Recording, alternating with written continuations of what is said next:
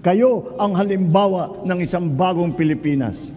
Kayo ay isa sa aming inspirasyon para lalo pang pagbutihin ang aming sinumpang tungkulin. So ay mga Kaps, good news sa ating mga kasundalo na lumaban. Lumaban sa China, sa West Philippine Sea.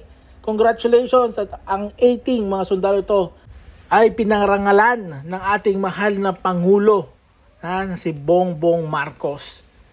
Pumunta ang ating Pangulo sa Palawan para i-recognize at ipagmalaki ang ating mga sundalo na talagang matatapang at pinaglaban ng ating para sa atin. Congrats! Ay nako, nakaka-believe, nakaka-proud ang mga ganitong mga sundalo na talagang ginagawa at nagsisilbi sa bayan at para sa bayan ang kanilang buhay. Congratulations sa inyo mga sir. Kahit yung isang naputulan daw ng daliri, nako, dahil sa iyo sir, dahil sa iyo tuloy kaming lumalaban.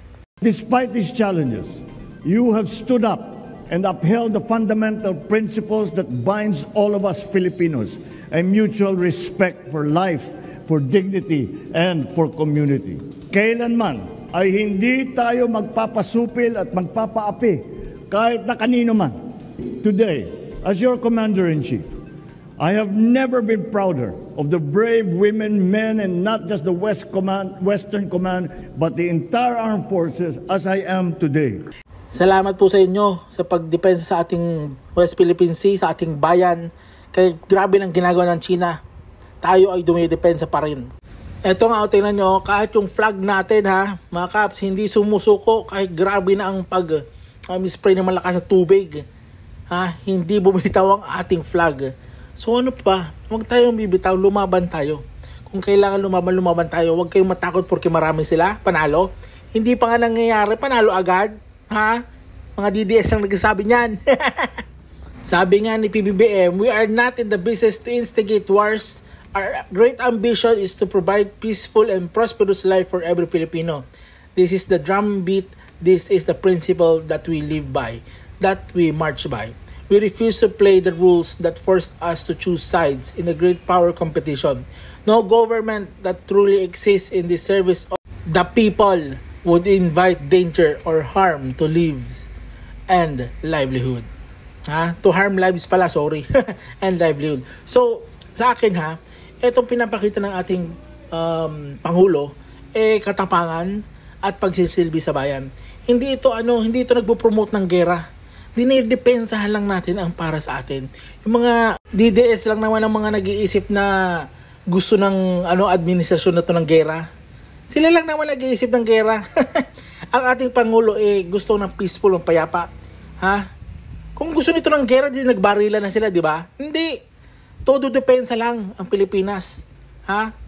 Kahit pwede na tayo lumaban kasi talagang umaabuso na, pero hindi. Depensa lang ginagawa natin Pangulo. Pero itong mga DDS, sinasabi nila, pag nakipaggera daw sa China, goodbye na daw Pilipinas. Wala nga plano makipaggera. Kayo lang naman nag-iisip ng mga Duterte. Yung mga DDS na yan. Kayo lang nag-iisip ng gera. Mga siraulo na kasi kayo. Nagmana na kasi kayo kay Digong. Puro na violence ang nasa isip nyo. Walang gerang gustong gawin ng Pangulo. Si PBBM walang gustong gera.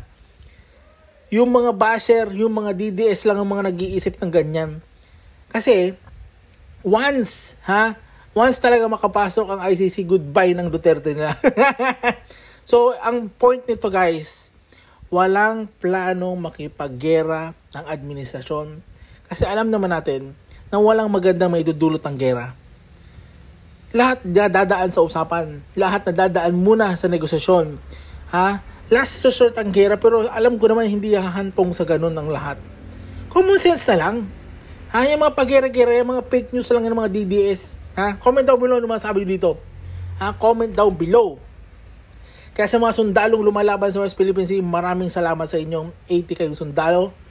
Thank you so much at sana patuloy nyo kaming suportahan sa susunod ng video.